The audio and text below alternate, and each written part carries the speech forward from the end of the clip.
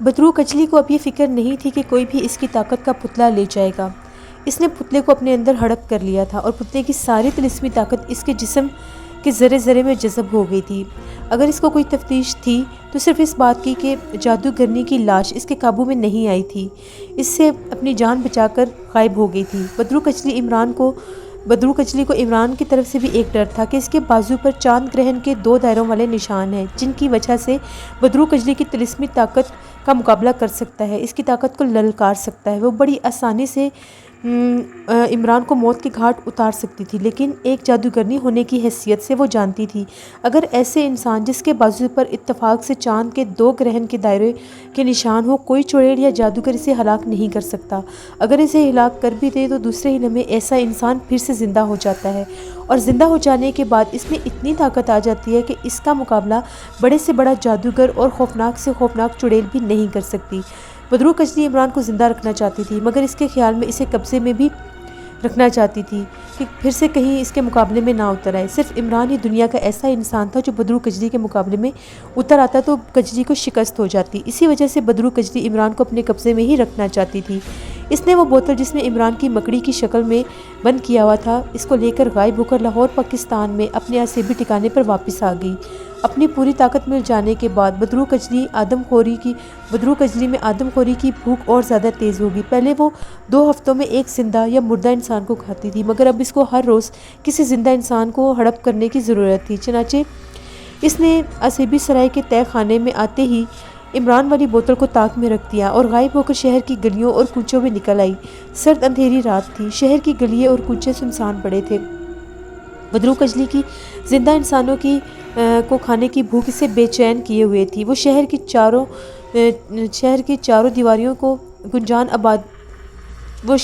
4 دیواریوں سے نکل کر گنجان آبادیوں میں نکل آئی۔ یہاں تقریباً ہر مقام پر اللہ کا نام اور خانہ کعبہ کے کتے لگے ہوئے تھے۔ ہر مقام میں ایسے مرد اور عورتیں رہتی تھی جو نماز اور روزے کے پابند تھے۔ چنانچہ شہر کی گنجان آباد گلیوں میں آتے ہی بدرو کجلی کو جھٹکے لگنے شروع ہو گئے۔ وہ فوراً سمجھ گئی کہ ان مکانوں میں خدا کی عبادت کرنے والے لوگ موجود ہیں۔ وہ غیبی حالت میں ان گلیوں کوچوں سے باہر نکلنے کی کوشش کرنے لگی، مگر زندہ انسانوں کو ہڑپ کرنے کی بھوک اسے بے حال کر رہی تھی۔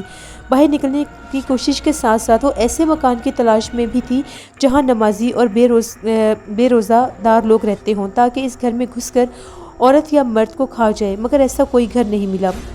ایک گلی میں جب وہ ایک مسجد کے قریب سے گزرنے لگی تو اسے ایسا زبردست جھٹکا لگا کہ وہ الٹ کر پیچھے کی طرف لڑکھڑاتی چلی گئی۔ اس کے حلق سے ایک رحم طلب چیخ نکلی۔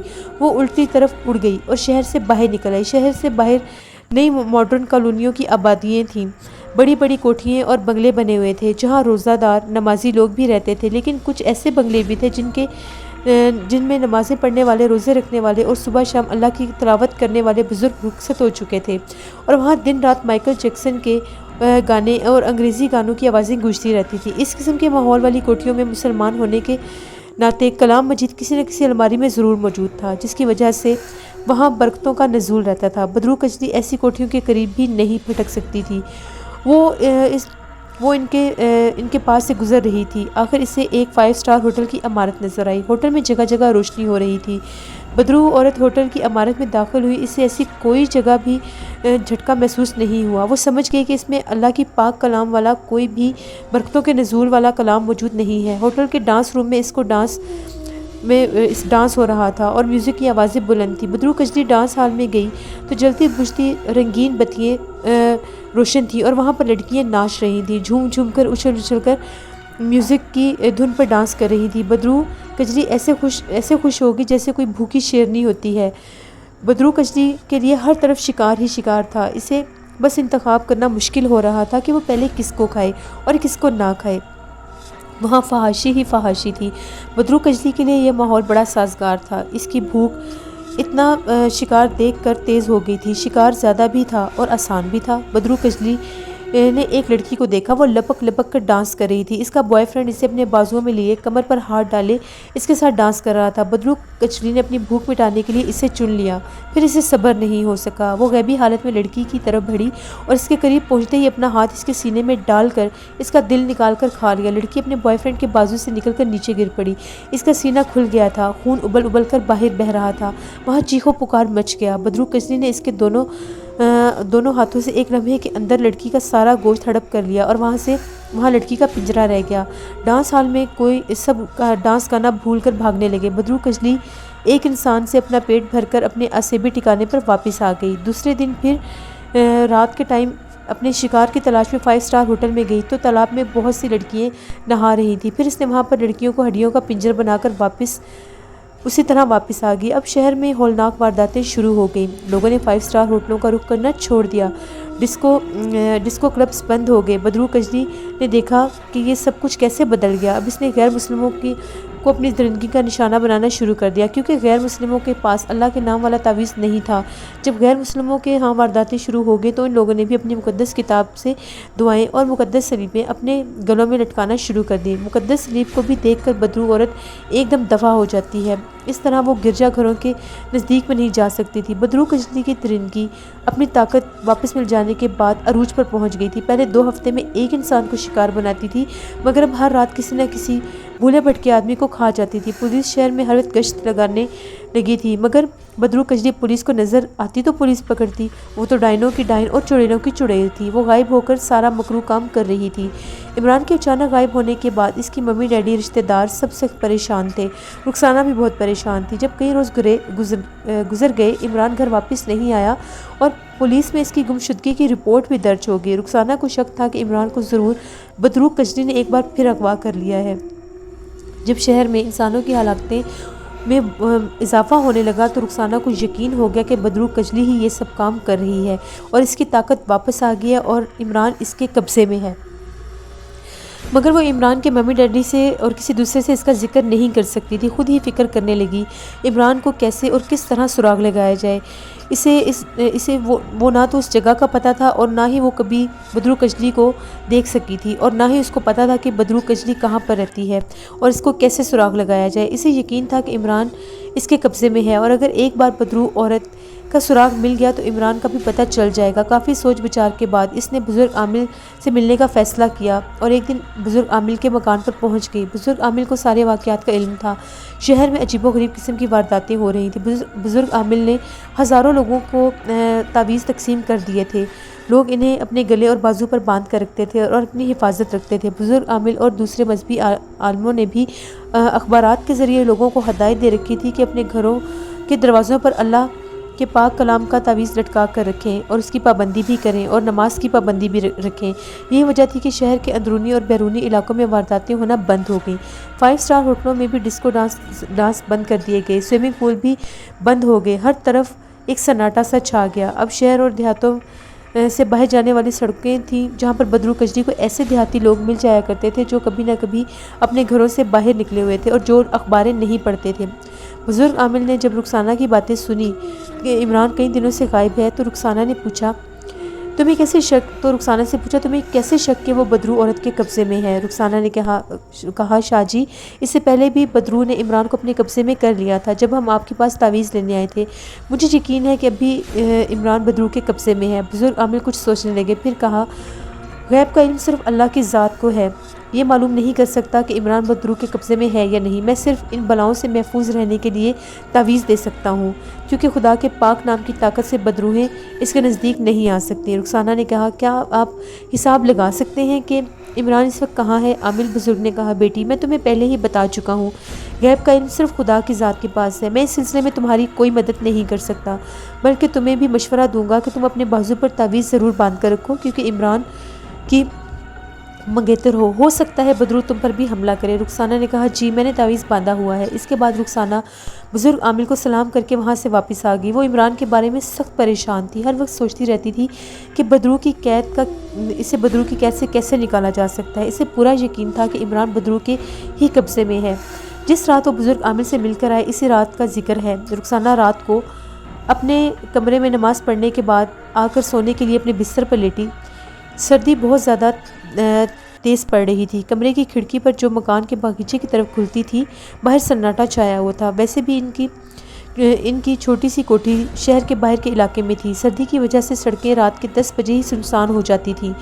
दूर किसी गाड़ी के गुजरने की आवाज़ कभी कभी सुनाई देती थी। रुखसाना को नींद नहीं आ रही थी। इसके जहन में इमरान के बारे में तरह तरह की सोचें आ रही थीं।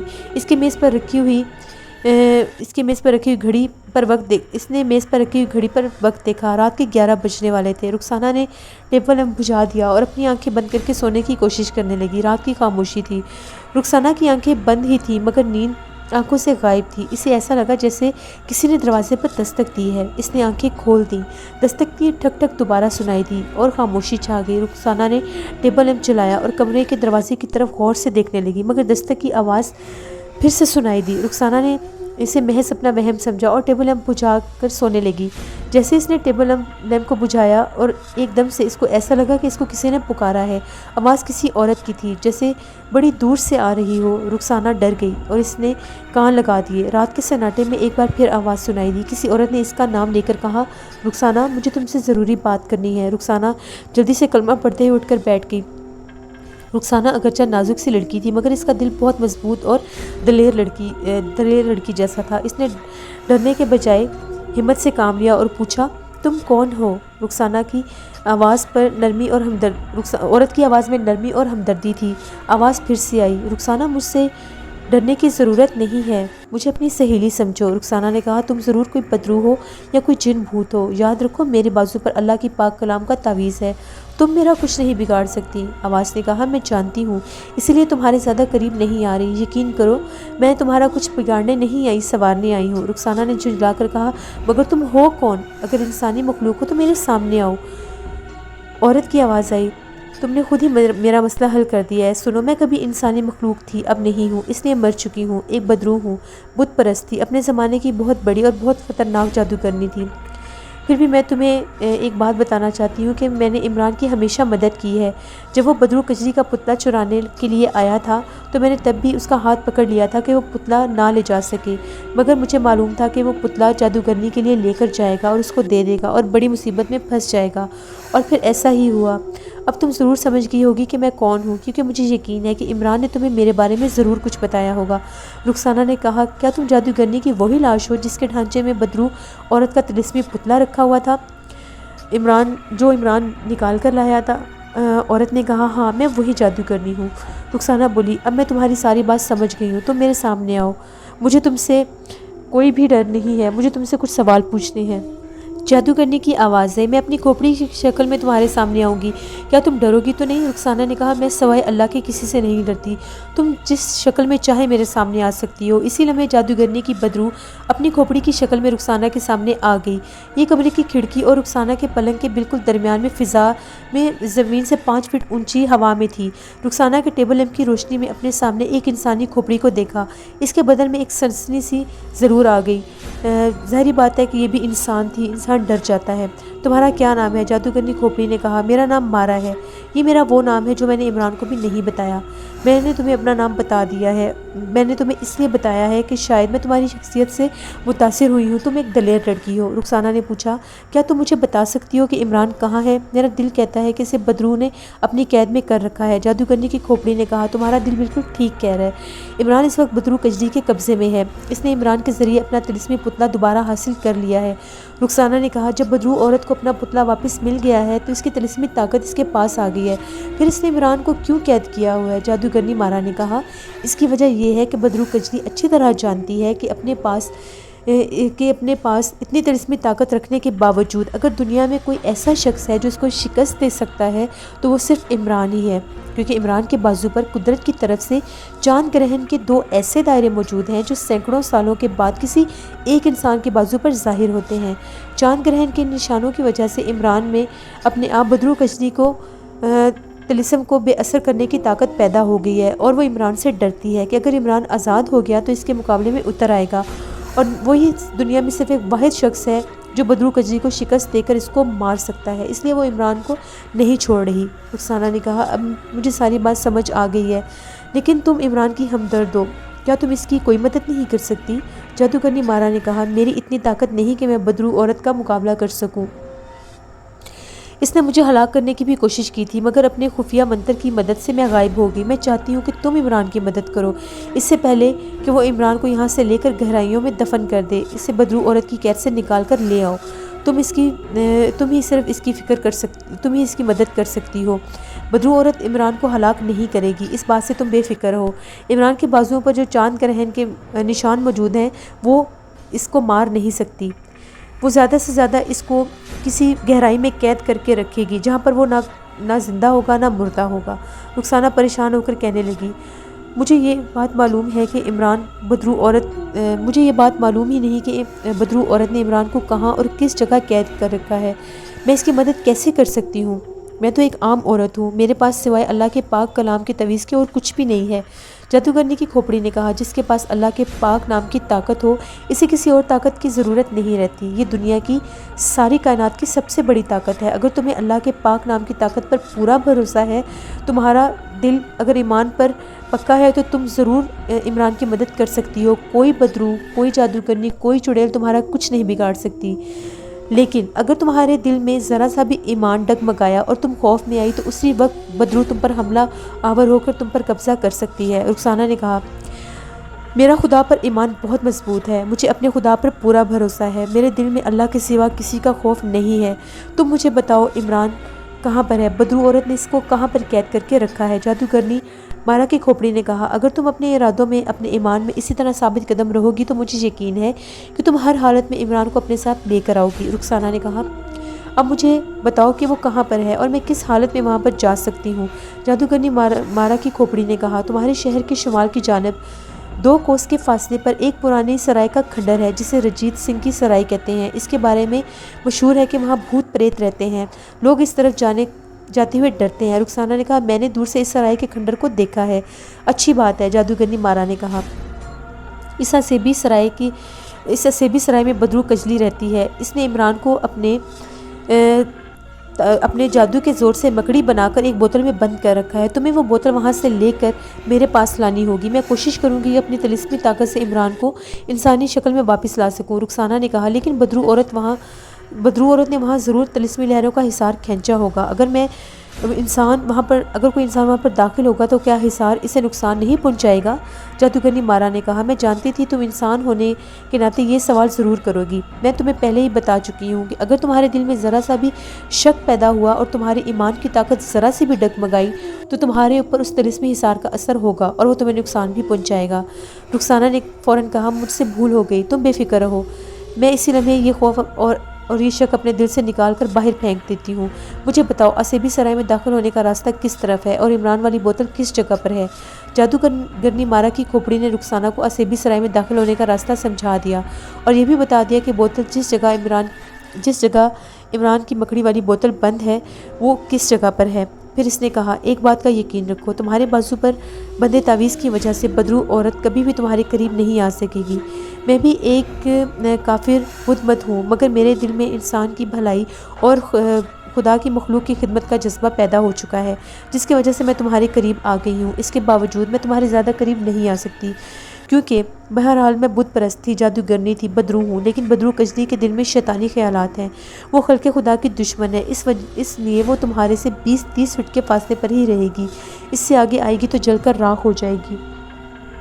رخسانہ نے کہا، لیکن وہ مجھ پر کوئی منتر تو نہیں پھونک سکتی؟ جادوگرنی مارا نے جواب دیا، میں تمہیں پہلے ہی بتا چکی ہوں، تمہارے تعویذ کی وجہ سے تمہارے اوپر کسی منتر کا کوئی اثر نہیں ہوگا۔ ہاں، اگر تمہارے ایمان ڈول گیا، اگر تم خدا کے بجائے بدرو سے ڈر گئی تو پھر تمہارے ساتھ کچھ بھی ہو سکتا ہے۔ ٹھیک ہے، ایسا نہیں ہوگا۔ اب بتاؤ مجھے کس وقت وہاں پر جانا ہے اور میں کب جاؤں؟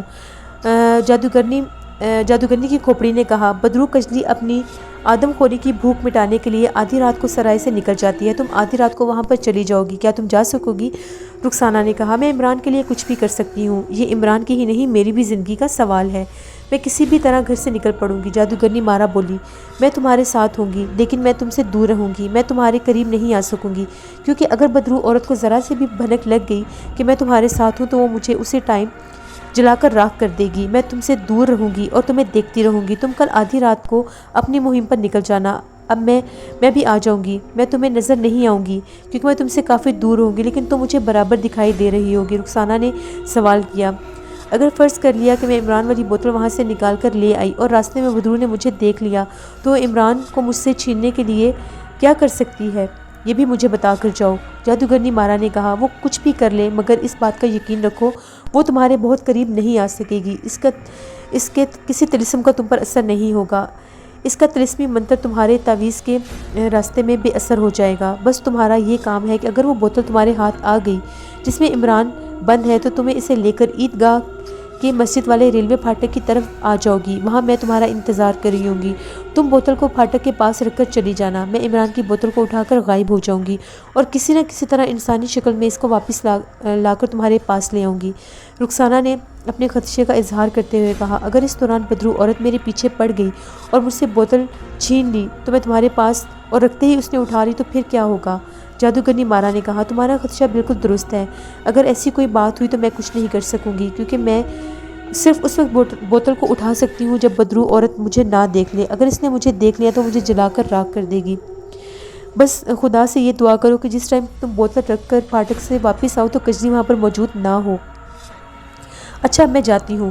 میں نے جیسا کہا ہے ویسا ہی کرنا۔ جادوگرنی مارا کی کھوپڑی غائب ہو گئی۔ رخسانہ نے ٹیبل پر رکھے ٹیبل لیمپ کو بجھا دیا اور سوچ میں گم ہو گئی۔ وہ بہت کچھ سوچ رہی تھی۔ سب سے اہم بات میں جو اسے پریشان کر رہی تھی وہ یہ تھی کہ ایک جوان لڑکی آدھی رات کو اکیلی گھر سے کیسے نکلے گی؟ راستے میں اگر گشت کرنے والی پولیس نے اسے روک لیا تو وہ کیا جواب دے گی کہ وہ کہاں سے آ رہی ہے اور کہاں جا رہی ہے؟ یہ ایک بڑا مسئلہ تھا، لیکن کسی بھی حالت میں اس کو کل رات اسیبی سرائے میں جانا تھا۔ یہ فیصلہ اس نے کر لیا تھا۔ دوسری رات رخسانہ نے گھر والوں کے ساتھ بیٹھ کر کھانا کھایا۔ کچھ دیر ممی ڈیڈی کے ساتھ ٹی وی پر پروگرام دیکھتی رہی۔ حسب عادت 10 بجے سونے کے لیے اپنے کمرے میں چلی گئی۔ آج اسے نیند نہیں آ رہی تھی، اسے سونا بھی نہیں تھا۔ اسے رات 12 بجنے کا انتظار تھا۔ 12 بجے سے گھر سے نکلنا تھا۔ جس طریقے سے اور جس انداز سے اس نے نکلنا تھا وہ اس نے سوچ رکھا تھا۔ گاڑی اس نے گیٹ کے پاس لا کر کھڑی کر دی تھی۔ اس کا خیال تھا کہ مجھے بہت آرام سے نکلنا ہوگا۔ اگر گاڑی سٹارٹ کرنے کی آواز کسی نے سن لی تو کوئی جاگ بھی سکتا ہے۔ 11 بج رہے تھے۔ وہ بستر پر لیٹی کتاب پڑھ رہی تھی۔ اس کے بعد اس نے ٹیبل لیمپ بجھا دیا۔ صرف باتھ روم کی بتی جل رہی تھی اور اس کا آدھا دروازہ کھلا ہوا تھا۔ روشنی کمرے میں آ رہی تھی۔ گھڑی نے جب رات کے ٹھیک 11:15 بجائے رخسانہ اٹھ کر باتھ روم میں گئی۔ اس نے وضو کیا، مصلی بچھا کر 2 رکعت نماز نفل ادا کیے اور خدا سے مدد مانگنے لگی۔ اپنے بازو پر بندھے ہوئے تعویذ کو دیکھا، پھر سادہ کپڑے پہنے، گرم چادر اوڑھی اور باتھ روم کی بتی بجھا دی۔ سائڈ ٹیبل پر جو کلاک رکھا تھا اس کی سوئیں روشن تھیں۔ جب کلاک نے رات کے 12:15 بجائے تو رخسانہ باتھ روم والے پچھلے دروازے سے باہر باغیچے میں نکل آئی۔ رات سرد تھی، ہلکی ہلکی دھند پھیلی ہوئی تھی۔ وہ دبے پاؤں چل کر عقبی برآمدے میں آ کر کوٹھی کے عین گیٹ کے پاس آ گئی۔ اس نے گاڑی گیٹ کے پاس کھڑی کی ہوئی تھی۔ اس نے سب سے پہلے کوٹھی کے گیٹ کو آدھا کھول دیا، پھر گاڑی کا دروازہ کھول کر اندر بیٹھی۔ گاڑی کا دروازہ اس نے زور سے بند نہ کیا۔ اس کا انجن سٹارٹ کرنے کا خطرہ ایک بہت ہی خطرناک مرحلہ درپیش تھا، اگرچہ اسے یقین تھا کہ گھر والے گہری نیند میں سو رہے ہیں۔ پھر اسے یہ بھی ڈر تھا کہ انجن سٹارٹ ہونے کی آواز سے کوئی جاگ نہ جائے۔ اس نے بسم اللہ پڑھ کر چابی گھمائی۔ گاڑی کا انجن مخصوص آواز کے ساتھ سٹارٹ ہو گیا۔ رخسانہ نے گاڑی کوٹھی سے باہر نکال کر ایک طرف کھڑی کی، باہر آ کر کوٹھی کا دروازہ آہستہ سے بند کیا، گاڑی میں واپس آ کر بیٹھی اور اپنی منزل کی طرف روانہ ہو گئی۔ آدھی رات ہو چکی تھی۔ شہر کی باہر والی آبادی کی سڑکیں خالی پڑی تھیں۔ سردی خوب پڑ رہی تھی۔ رخسانہ گاڑی کو شہر کی سڑکوں پر نکال کر جی ٹی روڈ پر لے آئی۔ جی ٹی روڈ پر اسے تسلی تھی کہ اگر گشتی پولیس نے اسے روک بھی لیا تو وہ بڑی آسانی سے یہ کہہ سکتی ہے کہ وہ دوسرے شہر سے آ رہی ہے۔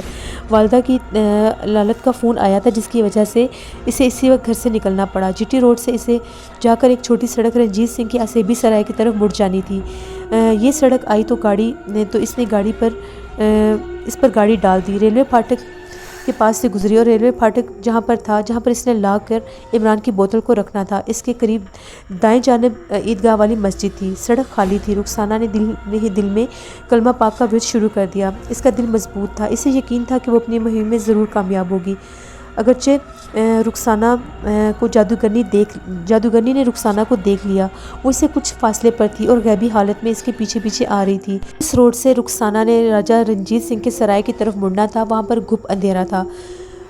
جادوگرنی کی کھوپڑی وہاں سے آگے نہیں جا سکتی تھی کیونکہ اس کو پتا تھا کہ یہاں پر بدرو کجلی کے طلسم کا حصار شروع ہو جاتا ہے اور اس طلسم کے حلقے میں خطرناک لہریں ہیں جس کو رخسانہ تو عبور کر سکتی ہے مگر جادوگرنی نہیں کر سکتی۔ جادوگرنی ایک درخت کی گنجان شاخوں میں چھپ کر بیٹھ گئی اور اپنی نظریں اسیبی سرائے کے کھنڈر پر جما دی۔ رخسانہ نے اسیبی سرائے کے کھنڈر قریب پہنچ کر گاڑی ایک طرف کھڑی کر دی۔ گاڑی کی بتیاں اس نے چھوٹی سڑک پر آتے ہی بجھا دی تھیں۔ گاڑی سے نکل کر اس نے اسیبی سرائے کے کھنڈر پر نگاہ ڈالی۔ ایسے لگ رہا تھا جیسے کوئی بہت بڑا دیو سامنے سر جھکا کر بیٹھا ہے۔ چاروں طرف اندھیرا اور دھند پھیلی ہوئی تھی۔ دھند زمین سے 1 فٹ بلند تھی۔ خاموشی ایسی تھی کہ جیسے قبرستان کی خاموشی ہو۔ رخسانہ کا دل ذرا سا دھڑک رہا تھا، آخر وہ انسان تھی۔ انسان اس قسم کے ماحول میں آ کر تھوڑا سا ضرور ڈر محسوس کرتا ہے، یہ انسانی فطرت ہے۔ مگر رخسانہ نے فوراً اپنے دل کو مضبوط کیا اور کلمہ پاک کا ورد کرنے لگی اور اسیبی سرائے کے پیچھے آ گئی۔ جادوگرنی مارا نے اسے سمجھا دیا تھا کہ سرائے کے کھنڈر میں جانے کا خفیہ راستہ کس طرف ہے۔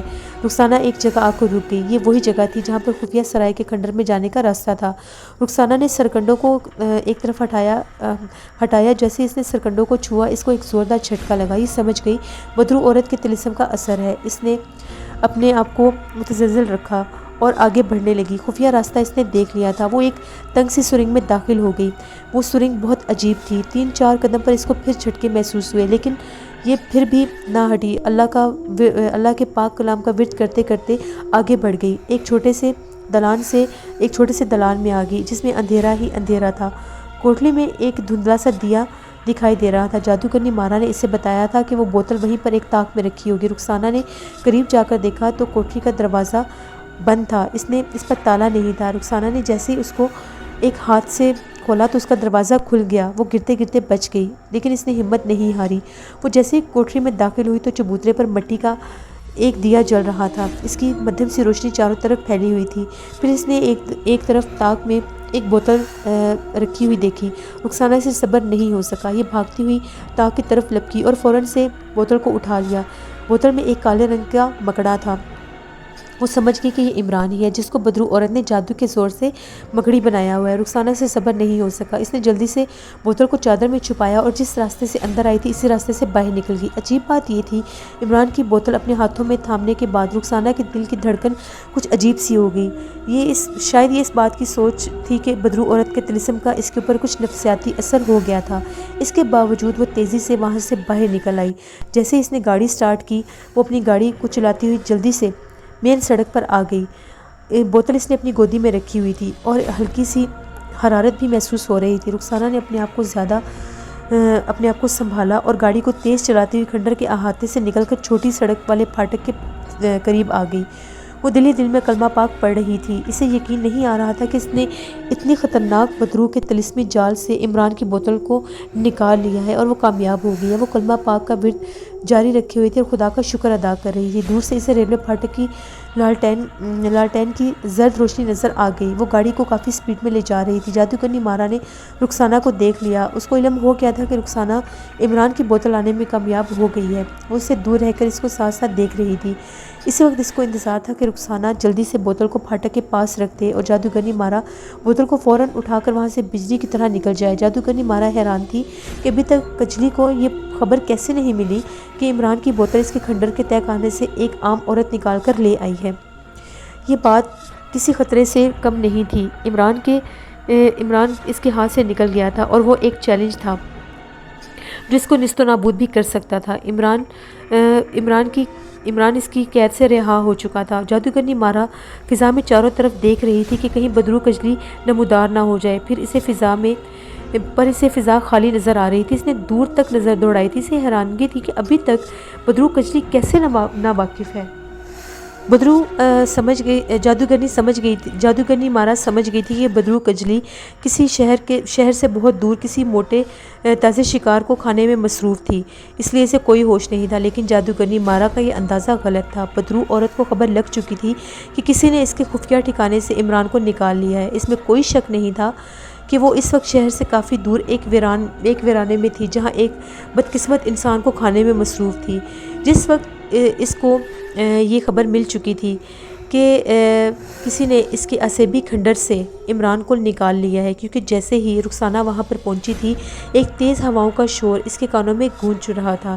یہ اس بات کا اشارہ تھا کہ تہہ خانے میں کوئی شخص عمران کو نکال کر لے گیا ہے۔ بدرو عورت نے جلدی جلدی اپنے شکار کو ہڈیوں کا پنجرہ بنایا اور تیزی سے اڑتی ہوئی فضا میں غائب ہو گئی۔ عصبی سرائے والے ٹھکانے پر پہنچی۔ کوٹری میں آتے ہی اس نے نظر تاک پر ڈالی۔ عمران کی بوتل غائب تھی۔ بدرو کجلی ایک طوفانی بگولے کی طرح گردش کرتی ہوئی وہاں سے نکل آئی۔ اسے ایک جانب عمران کی بڑی تیزی سے بو آ رہی تھی۔ وہ اس طرف پرواز کرنے لگی۔ اسی وقت رخسانہ ریلوے پھاٹک کے پاس پہنچ کر گاڑی ایک طرف کھڑی کر رہی تھی۔ رخسانہ نے جیسے ہی گاڑی کھڑی کی، رخسانہ کو بالکل بھی یہ نہیں پتا تھا کہ بدرو کجلی کو پتہ چل چکا ہے۔ اس کو تو جادوگرنی کی کھوپڑی نے ہدایت کی تھی کہ فوراً سے تم نے وہاں پر بوتل کو رکھ کر پھاٹک کے پاس رکھ کر واپس چلی جاؤ گی۔ جیسے ہی جادوگرنی کی کھوپڑی نے دیکھا کہ بدرو کجلی آگ بگولا ہو کر ایک آگ کے گولے کی طرح ہوا میں اس کی طرف آ رہی ہے، وہ سمجھ گئی کہ کجلی اب رخسانہ کے بہت قریب پہنچ گئی ہے۔ لسنرز، نیکسٹ ایپیسوڈ میں آپ لوگ دیکھیں گے کیا رخسانہ عمران کی بوتل کو جس میں وہ قید ہے پھاٹک پر رکھ دے گی؟ کیا رخسانہ اس بات سے بے خبر ہے کہ کجلی وہاں پر پہنچ گئی ہے؟ کیا کجلی دوبارہ سے عمران کی بوتل کو لے کر غائب ہو جائے گی، یا اس سے پہلے جادوگر کی کھوپڑی وہاں سے عمران کی بوتل کو لے جائے گی؟ اب یہ جاننے کے لیے آپ لوگوں کو دیکھنی پڑے گی شمشان کی اگلی ایپیسوڈ۔ لسنرز، اس ناول کی جسٹ 2 ایپیسوڈز باقی رہ چکی ہیں۔ ناول بہت زیادہ زبردست ہے اور بہت زیادہ تھرلنگ بھی ہے۔ اس کا اینڈ جب آپ لوگ دیکھیں گے تو آپ لوگ حیران رہ جائیں گے۔